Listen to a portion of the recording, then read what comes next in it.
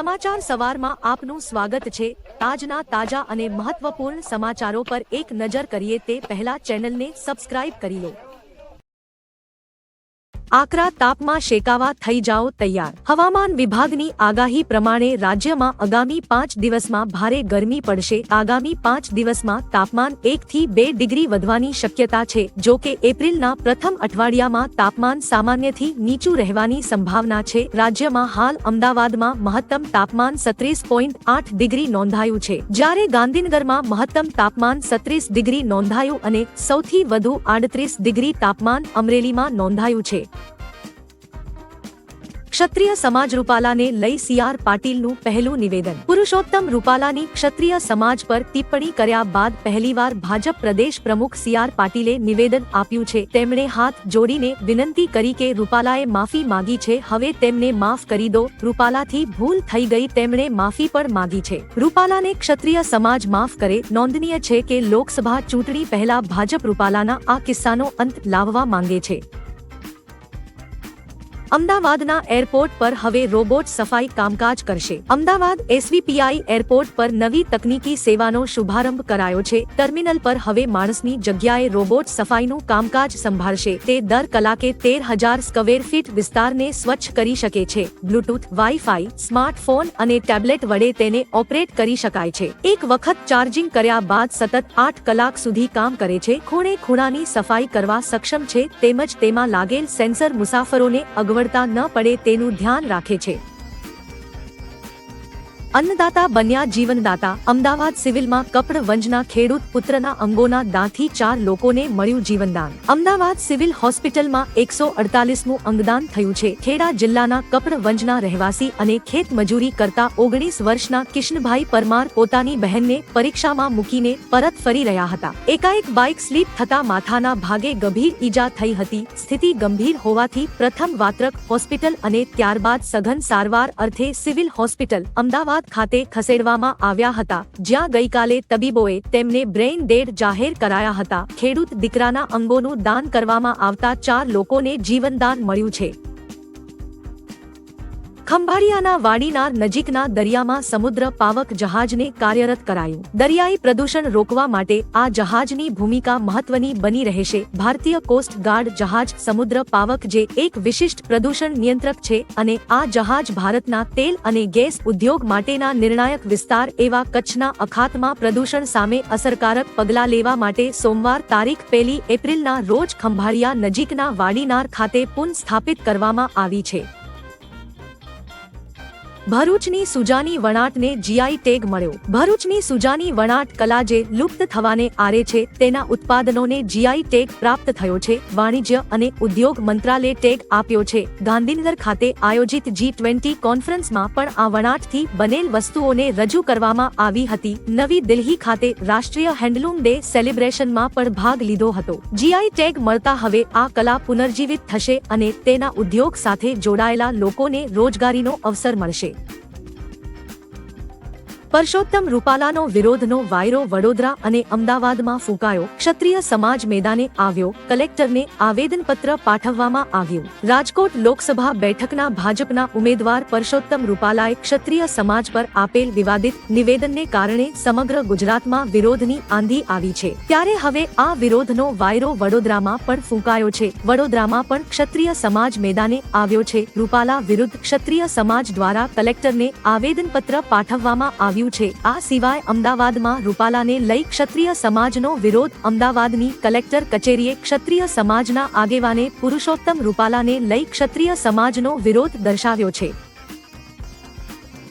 પાકિસ્તાનની ખુલ્લી ધમકી, ભારતને કોઈ નહીં બચાવી શકે। પાકિસ્તાનના રિટાયર્ડ લેફ્ટનન્ટ જનરલ ખાલિદ કિદવાઈએ ભારતને ધમકી આપી છે। તેણે કહ્યું કે પાકિસ્તાનની મિસાઇલ્સથી ભારતને S-400 પણ બચાવી શકશે નહીં। અમે હવે ફૂલ સ્પેક્ટ્રમ ડિટરન્ટ વિકસાવી રહ્યા છીએ। અમારી સરફેસ ટુ સરફેસ પર પ્રહાર કરતી મિસાઇલ્સની રેન્જમાં સમગ્ર ભારત આવી જાય છે। પાકિસ્તાન ભારતના પરમાણુ હુમલાથી બચી શકે છે, પરંતુ ભારત હવે પાકિસ્તાનથી બચી શકશે નહીં।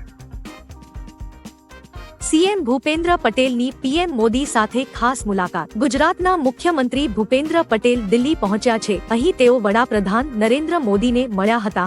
આની જાણકારી સીએમ પટેલે ટ્વિટર પર કરી છે। તેમણે લખ્યું કે દિલ્હી ખાતે વૈશ્વિક નેતા અને વિકાસ પુરુષ આદરણીય નરેન્દ્ર મોદીની મુલાકાત લઈ માર્ગદર્શન પ્રાપ્ત કર્યું હતું। પ્રથમ ફેક્ટરી ગુજરાતના ધોલેરામાં બનશે। વિદેશ મંત્રી એસ જયશંકર રાજકોટ આવ્યા છે। તેમણે કહ્યું કે સેમી કન્ડક્ટર ચીપ માટે સ્પર્ધા તેજ બની રહી છે। ગુજરાતના ધોલેરામાં તેનું પ્રથમ ઉત્પાદન યુનિટ બનશે। તેને અનુરૂપ ઇજનેરી કોર્સ ભણાવવા 104 વિશ્વવિદ્યાલયમાં પ્રક્રિયા ચાલુ છે। આશરે 50,000 ઇજનેરોને આ ક્ષેત્રમાં રોજગારી મળશે। સેમી કન્ડક્ટર ચીપ ઇલેક્ટ્રોનિક્સ ઉત્પાદનોમાં કેન્દ્ર સ્થાને હોય છે। યુએન સિક્યુરિટી કાઉન્સિલમાં ભારતને કાયમી સભ્યપદ અવશ્ય મળશે। ભાજપના ઉમેદવાર બદલવાની માંગ ઉઠી। લોકસભાની ચૂંટણી પહેલા ગુજરાતમાં ભાજપના નેતાઓને લોઢાના ચણા ચાવવા જેવી સ્થિતિ થઈ છે। ગુજરાતમાં ક્ષત્રિય સમાજે ભાજપ અને રૂપાલા સામે બાયો ચડાવી છે। ઉપરાંત ભાજપની જૂનાગઢ, અમરેલી અને વલસાડ સીટના ઉમેદવાર બદલવા માંગ ઉઠી છે। ક્ષત્રિય સમાજે રૂપાલાની ટિકિટ રદ કરી અન્ય ઉમેદવારને ટિકિટ આપવાની માંગણી છે। ભાજપે અગાઉ પણ વિરોધના કારણે સાબરકાંઠા અને વડોદરામાં ઉમેદવાર બદલ્યા હતા। જોવાનું રહ્યું કે વિરોધ વચ્ચે ભાજપ શું કરશે। સંરક્ષણ નિકાસ રેકોર્ડ બ્રેક સપાટીએ। ભારતે વર્ષ 2023-24માં પ્રથમવાર ₹21,000 કરોડ રૂપિયાની સંરક્ષણ નિકાસ હાંસલ કરી છે। વિશ્વના 84 દેશે ભારત પાસેથી હથિયારો ખરીદ્યા છે। ગત નાણાકીય વર્ષમાં 32% વધુ નિકાસ નોંધાઈ છે। ભારતમાં કામ કરતી 50 જેટલી કંપનીઓએ સંરક્ષણ ઉત્પાદનમાં સહયોગ આપ્યો છે। આ ક્ષેત્રનો વિકાસ કરવા પ્રોત્સાહક નીતિઓ તેમજ આધુનિક સુવિધાઓ આપવાનો પ્રયાસ કરી રહી છે। ભારતીય ઉત્પાદનોની માંગ વિશ્વભરમાં વધી રહી છે। હું ધમકીઓ અને અપશબ્દોથી ડરતો નથી। ઉત્તરાખંડમાં ચૂંટણી રેલીમાં પીએમ મોદીએ કહ્યું, કોંગ્રેસના રાજકુમાર કહે છે કે જો બીજેપી ત્રીજી વાર સત્તામાં આવશે તો દેશમાં આગ લગાવી દેશે। કોંગ્રેસને લોકશાહી પર ભરોસો નથી, તે દેશને અસ્થિર કરવા માંગે છે। કોંગ્રેસ તુષ્ટિકરણના જંગલમાં અટવાઈ ગઈ છે। ભ્રષ્ટાચારીઓ રાત દિવસ મોદીને અપશબ્દો કહે છે। અમે કહીએ છીએ ભ્રષ્ટાચાર હટાવો અને કોંગ્રેસ કહે છે ભ્રષ્ટાચારીઓને બચાવો। પીએમ કહ્યું, હું ધમકીઓ અને અપશબ્દોથી ડરતો નથી। પેટ્રોલ અને ડીઝલના વાહનો અંગે નીતિન ગડકરીએ કહી મોટી વાત। ભારતમાં પેટ્રોલ અને ડીઝલ પર નિર્ભરતા ઘટાડવા માટે સરકાર ઇલેક્ટ્રિક અને હાઇબ્રિડ વાહનોના ઉપયોગ પર ભાર આપી રહી છે। આ અંગે કેન્દ્રીય મંત્રી નીતિન ગડકરીએ કહ્યું કે પેટ્રોલ અને ડીઝલ પર ચાલતા વાહનોથી 100% છુટકારો મેળવવો મુશ્કેલ છે, પરંતુ અશક્ય નથી। ભારત ઇંધણની આયાત પર ₹16 લાખ કરોડનો ખર્ચ કરે છે। આ રૂપિયાનો ઉપયોગ ખેડૂતો, યુવાનો અને રોજગાર વધારવા માટે કરી શકાય। સીએમના ઘરે પહોંચ્યા 55 એમએલએ, શું બદલાશે મુખ્યમંત્રી? દિલ્હીના સીએમ અરવિંદ કેજરીવાલના ઘરે ચાલી રહેલી બેઠક પૂરી થઈ ગઈ છે। કેજરીવાલની પત્ની સુનીતાની હાજરીમાં આપના 55 એમએલએ અને 6 મંત્રીઓની બેઠક યોજાઈ હતી। આ બેઠકને લઈને એવી અટકળો વહેતી થઈ હતી કે તેમાં સીએમ બદલવાનો પ્રયાસ થઈ શકે છે। જો કે બેઠક બાદ મંત્રી સૌરભ ભારદ્વાજે આ વાતને નકારી કાઢી અને કહ્યું કે સીએમ કેજરીવાલ તેમના પદે યથાવત રહેશે। તેને તમામ એમએલએનું સમર્થન છે।